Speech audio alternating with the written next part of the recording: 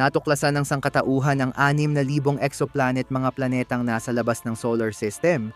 Ngunit tiyak na mas marami pa nito sa ating kalawakan. May mahigit 100 bilyong bituin na halos lahat ay may sariling planeta. Hindi pa dito kasama ang trilyon-trilyong ibang kalawakan na may sarili ring mga planeta at bituin. Ibig sabihin, halos lahat ng planetang maiisip mo na ayon sa pisika ay posibleng umiiral at naghihintay madiskubre.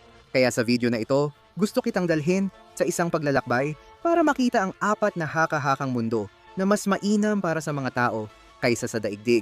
Habang pinapanood mo ito, tandaan mong posibleng umiiral ang lahat ng planetang ito saan man sa universo. Gumamit kami ng simulation para masigurong sumusunod ang mga ito sa batas ng pisika. Heto na tayo. Unang hintuan ng paglalakbay natin, maaaring mukhang pamilyar sa'yo kung fan ka ng Avatar dahil ang mundong ito ang totoong buhay na Pandora. Isang tirahang buwan ng isang higanting planetang gas. Ang mundong ito ay kasing laki ng Earth, ngunit umiikot sa isang higanting planetang gaya ng Jupiter. Sa ganitong mga kondisyon, ang sinumang nasa ibabaw ng planeta ay makakaranas ng halos 80% ng grabidad ng mundo. Ang higanting gas planet natin ay nasa tirahang sona ng bituin, kaya masagana at katamtaman ang klima ng Pandora. Ang tirahang buwan ay magiging tidally locked sa higanting gas, kaya tulad ng ating buwan, isang bahagi lang ang laging nakaharap sa planeta. Ang mga nakatira sa bahaging ito ay makakakita ng pinakamagandang tanawin. Isang napakalaking planeta na laging nakikita sa kanilang langit araw-gabi. Sa totoo lang, baka sapat na yon para gumanda ang mundo para sa tao kaysa sa daigdig.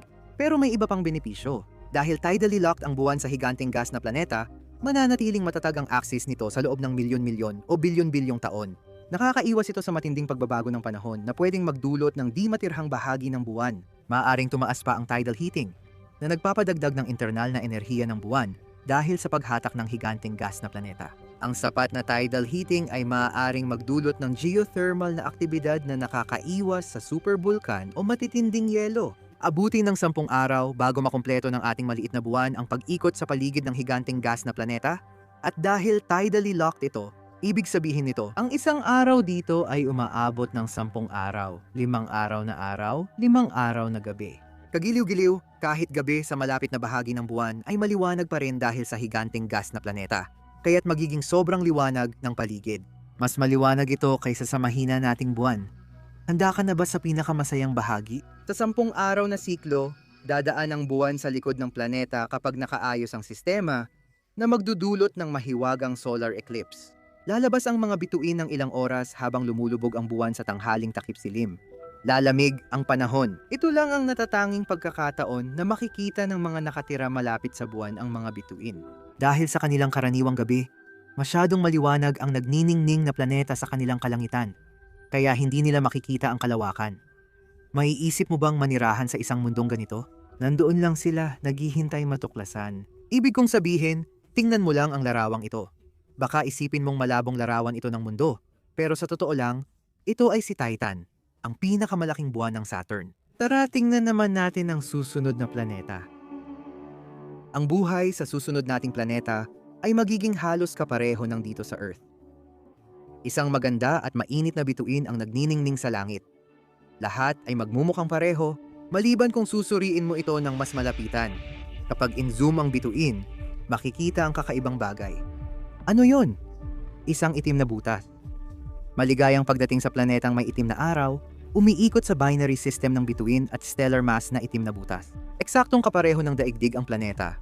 Pero ngayon, nakatali tayo sa dalawang malalaking katawan, ang bituin at itim na butas. Parang mahika ang orbital dynamics ng sistema.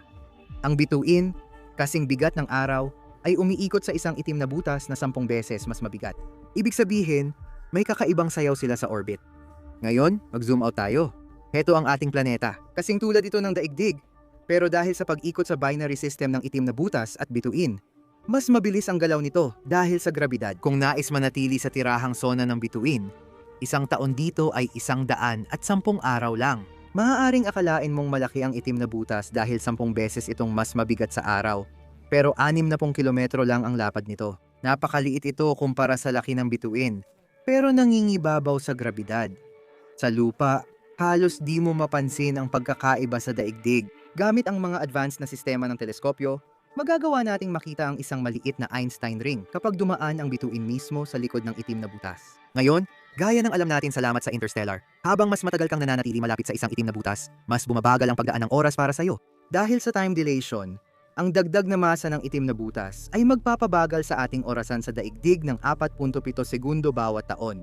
Karamihan dito ay nagmumula sa presensya ng itim na butas, pero pati na rin sa mas mabilis na orbital na bilis ng mismong planeta. Halos walang epekto ito sa araw-araw, pero dapat pa rin itong isama sa kalendaryo at global positioning systems.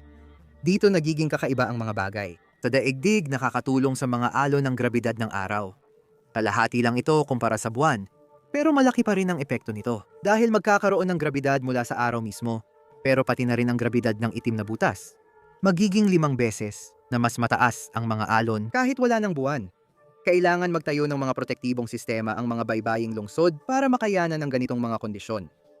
Sige, bakit nga ba mas maganda ang planetang ito para sa mga tao kaysa sa daigdig? Sa palagay ko, ang pinakamalaking benepisyo ng pagtira dito kumpara sa daigdig ay ang lapit ng itim na butas na pwedeng pag-eksperimentuhan.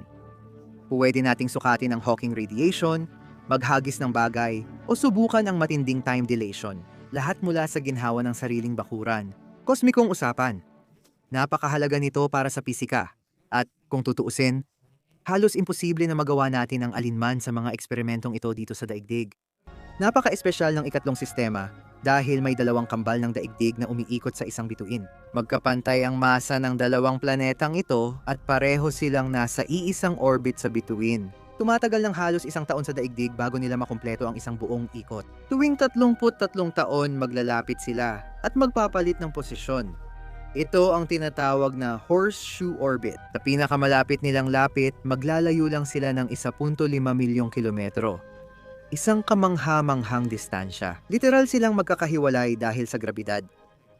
Pagkapalit ng posisyon, magpapatuloy silang maglakbay sa orbit. Isa ay mas malapit sa bituin kaysa sa isa. Pagkalipas ng 33 taon, muling nagkita sila at nagpalit. Iba talaga ang buhay dito kumpara sa daigdig. Isipin mong bawat 30 taon, lalapit ang mundo natin sa isa pang daigdig at pwedeng magpadala ng barko para makipagkalakalan at magpalitan ng kultura gamit ang teknolohiyang mayroon tayo ngayon. Ang biyahe sa pagitan ng 2 mundo ay 1 linggo lang gaya ng sa unang planeta.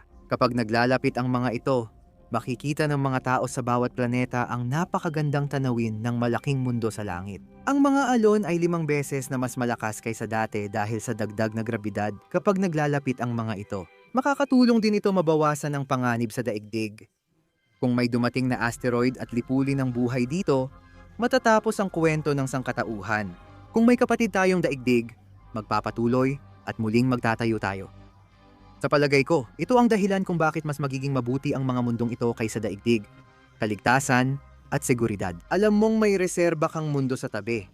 Kahit kakaiba ang sistemang ito, matatag ito sa bilyon-bilyong taon at nakita na natin ito noon. Ngayon, aminado, hindi pa natin nakita ang buong exoplanet systems na ganito. Pero may nakita na tayong bagay na gravitationally pareho, mga buwan na umiikot sa paligid ng Saturn. Kilalanin si Janus at Epimetheus, ang sariling horseshoe duo ng ating solar system. Ang mga buwang ito ay nasa labas ng F-ring ng Saturn at magkasalo ng orbit, na tinatapos sa loob ng 17 oras bawat ikot sa planeta. Tuwing 4 na taon, nagpapalitan ng pwesto ang panloob at panlabas na buwan dahil sa kanilang gravity. Ang susunod na pagpapalitan ay sa susunod na taon. Kahit mukhang science fiction ang ideya ng kambal na mundo sa iisang orbit, totoong physics ito. At sigurado akong may mga ganitong mundo sa ibang parte ng universo. Ngayon puntahan natin ang ika-4 na planeta na mas angkop sa tao kaysa daigdig. Dinala ko kayo sa huling destinasyon para sa magandang pagsikat ng araw. Pero espesyal ito dahil ang huling mundo natin ay umiikot sa 5 araw. Alam kong mukhang katawa-tawa ito, pero gumagana ang pisika dito. Ganito ang setup. May 2 bituin na mas maliit kaysa araw na umiikot sa isa't isa. Nandito sila sa gitna. Halos magkadikit na sila, pero matatag ito. Ang 2 ito ang nagsisilbing pangunahing gravitational anchor natin. Umiikot ang planeta sa gitnang pares sa distansyang tulad ng mundo sa araw.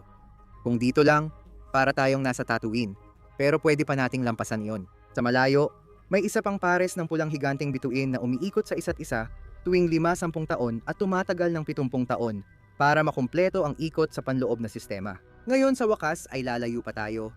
500 beses na mas malayo kaysa sa distansya ng mundo sa araw, naroon ang huling pulang superhigante. Umiikot ito at inaabot ng libu-libong taon bago matapos ang isang ikot ng bituin, kaya may 5 araw sa kalangitan. Ang mga sistemang tulad nito ay nagiging matatag lamang kung mayroong napaka-espesipikong mga rasyo na pinananatili sa pagitan ng mga masa ng iba't ibang bituin at kung gaano sila kalayo sa isa't isa. Ang pinakamalapit na sistema ng bituin sa atin sa totoong buhay ay hindi naman talaga nagkakalayo.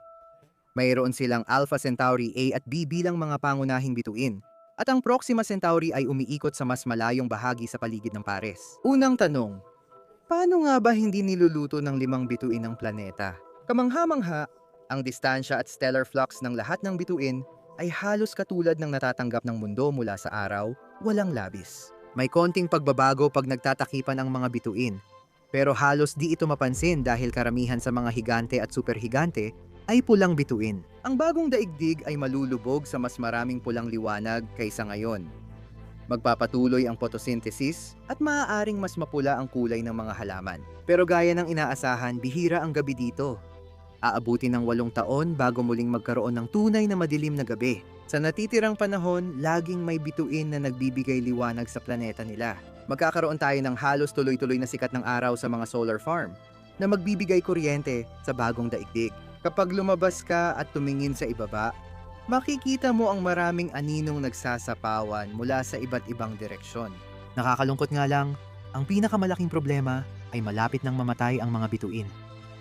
Ang mga red giant at red supergiant na umiikot sa mas malayong bahagi ay mga bituin na maiksi lang ang buhay.